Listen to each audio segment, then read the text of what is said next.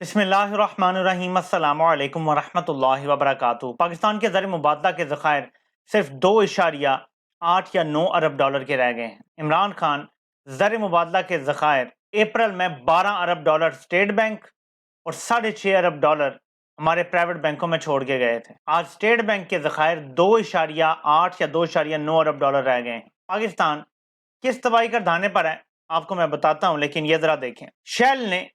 Shell Pakistan کی parent company جو ہے شیل، انہوں نے پاکستان سے اپنا بوریا بسرا گول کرنے کا اعلان کر دیا ہے، وہ اپنے شیئرز بیچ رہے ہیں۔ ایک اور خبر ہے کہ ٹوٹل پار کو انہوں نے بھی اپنا بوریا بسرا گول کرنے کا اعلان کر دیا ہے۔ پاکستان سے بڑی بڑی کمپنیاں واپس جا رہی ہیں۔ صرف عمران خان کے 3.5 سال کے دور میں بڑی بڑی کمپنیاں پاکستان آنا شروع ہو گئی تھیں۔ سامسنگ جیسی کمپنی بھی یہاں پہ اپنے پلانٹ لگا رہی تھی، اور اب یہ صورتحال ہے کہ ویل اسٹیبلشڈ کمپنیاں بھی ملک چھوڑ کے جا رہی ہیں۔ صورتحال کتنی خراب ہے میں آپ کو چند ہیڈ لائنز دکھاتا ہوں۔ یہ بلومبرگ کی رپورٹ ہے۔ Odds of Pakistan securing IMF bail out are dimming. Moody's کا کہنا ہے IMF نہ آیا تو پاکستان ڈیفالٹ کر جائے گا، روپی ریکارڈ لو ہے اور مزید ڈاؤن ورڈ اس پہ پریشر پڑا ہوا ہے۔ ایک اور خبر دیکھیں، IMF raises objections to budget۔ IMF نے ہمارا بجٹ بھی قبول کرنے سے فی الحال انکار کر دیا ہے۔ تیسری خبر دیکھیں، پاکستان کو اب تک صرف اوورسیز پاکستانیوں کی ریمیٹنسز کی کمی جو ہوئی ہے اس سال، وہ 3.7 ارب ڈالر کی ہو چکی ہے۔ ہم IMF سے صرف 1.2 ارب ڈالر مانگ رہے ہیں ایک قسط، اور 1.3 ارب ڈالر کی شاید دوسری قسط ہے جو ہم مانگ رہے ہیں۔ 3.7 ارب ڈالر ہم نے اوورسیز پاکستانیوں کو تکلیف پہنچا کے کم کروا لیا ہے۔ عمران خان کا دور ہوتا تو بتایا جا رہا ہے اسٹیمیٹ کہ اس سال ہمیں یہ جو 3.7 کہہ رہے ہیں، ٹوٹل 6 ارب ڈالر ایکسٹرا باہر سے آ چکا ہوتا۔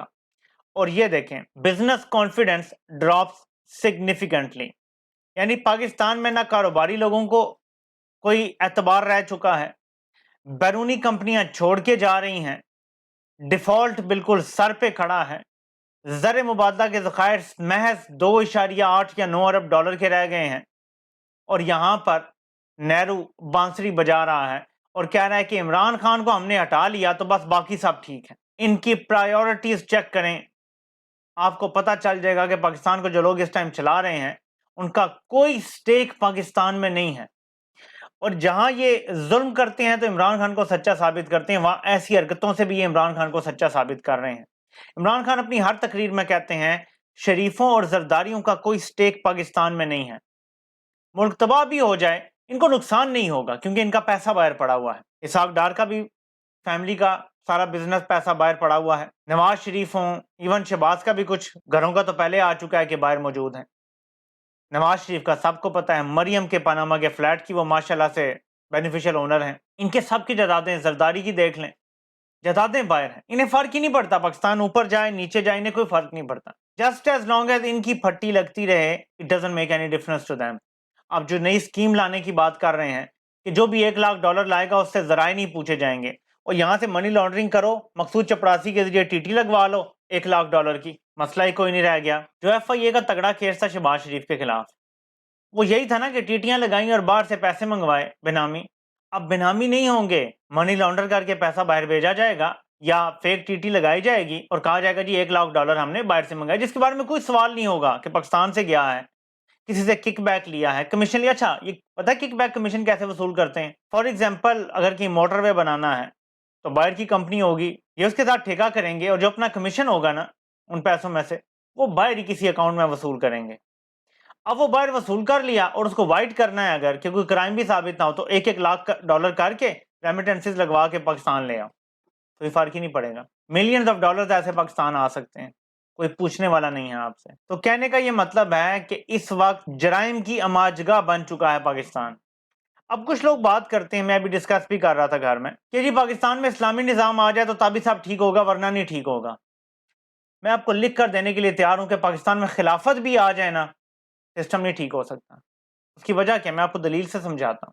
آپ اسلامی نظام نافذ کریں، آپ خلافت نافذ کر دیں، اوپر نواز شریف کو بٹھا دیں، اوپر بغلولوں کو بٹھا دیں، اوپر حاجیوں حافظوں کو بٹھا دیں جو اس ٹائم ہے پاکستان کے کرتا دھرتا، جو مرضی سسٹم لیں پاکستان صرف تباہی کے راستے پہ جائے گا، ٹھیک نہیں ہو سکتا۔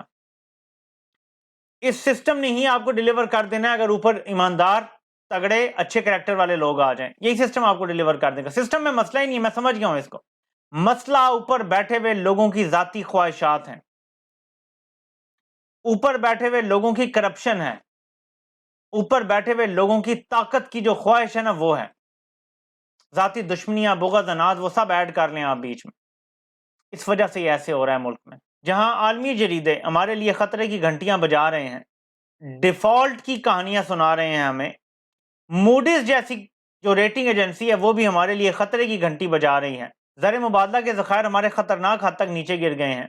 चीफ जस्टिस ऑफ पाकिस्तान ने आज तारीखी जुमला बोला है सुप्रीम कोर्ट में। जब एक वकील सुप्रीम कोर्ट को बताते हैं कि मुझे अगवा किया गया, मुझे अब धमकियां दी जा रही हैं, इस्लामाबाद छोड़ने का कहा जा रहा है, केस वापस लेने का कहा जा रहा है, तो चीफ जस्टिस ने वो तारीखी रिमार्क्स दिए जो किसी दिन रख के पेपर पे और म्यूजियम में रखने के काबिल हैं।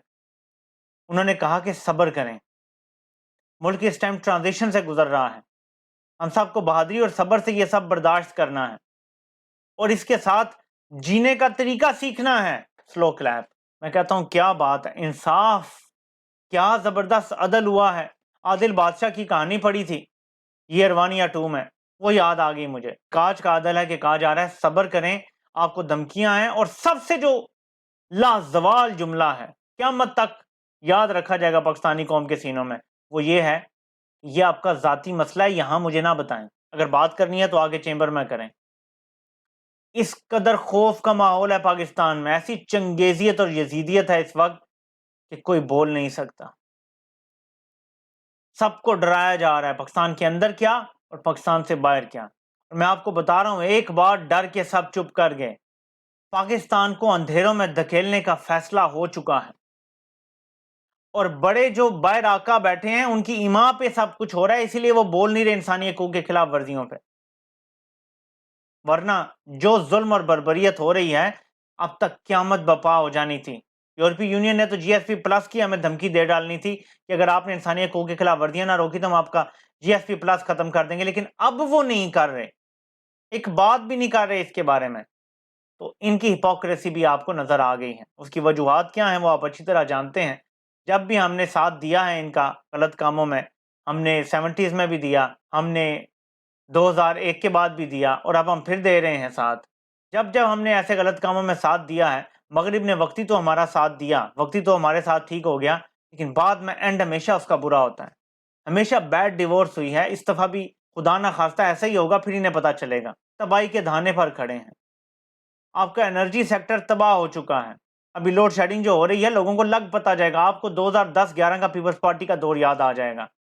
जिन लोगों ने वो दौर अपने होश में देखा है उन्हें याद होगा कि कैसे बिजली आती कम थी, जाती ज्यादा थी। लोग हैरान हो जाते थे कि कभी 1 घंटा बिजली अगर नहीं गई तो लोग कहते थे यार वाकई अभी बिजली नहीं गई। ये हालात थे। ये 2008, 9, 10, 11 ये 3-4 साल जो गुजरे थे, बदतरीन साल थे पाकिस्तान में लोड शेडिंग के हवाले से। और अब दोबारा से सिचुएशन उसी तरफ चली गई है। अब देखना ये है कि इमरान खान को तबाह करने की ख्वाहिश ज्यादा है या पाकिस्तान की ये तबाही देख के शायद किसी को होश आ जाए और शायद चीफ जस्टिस एक बार डट जाए, एक बार, और कोई फैसला सुना दे तगड़ा सा। पता नहीं हिम्मत ये आएगी या नहीं आएगी, पता नहीं ब्लैकमेलिंग कितनी तगड़ी है, पता नहीं टोटे कितने तगड़े हैं, किस किस को ब्लैकमेल किया जा रहा है, किस किस की जान को खतरा है, वी डोंट नो। लेकिन एक बार हिम्मत कर गए अगर ये सारे जस्टिस साहिबान, तो आप देखेंगे कि बहुत कुछ पलट जाएगा। लेकिन अभी मुझे हिम्मत करते ये नज़र नहीं आ रहे। केस तो चल रहा है, कल भी इसकी समाअत है, कल अटार्नी जनरल अपने दलाइल देंगे, उसके बाद देखते हैं कि कोई ऑर्डर आता है या नहीं आता। आपसे इंशाल्लाह फिर मुलाकात होती है। अल्लाह पाक आप सबका हामी और नासिर हो। आप सबके सुनने का बहुत बहुत शुक्रिया।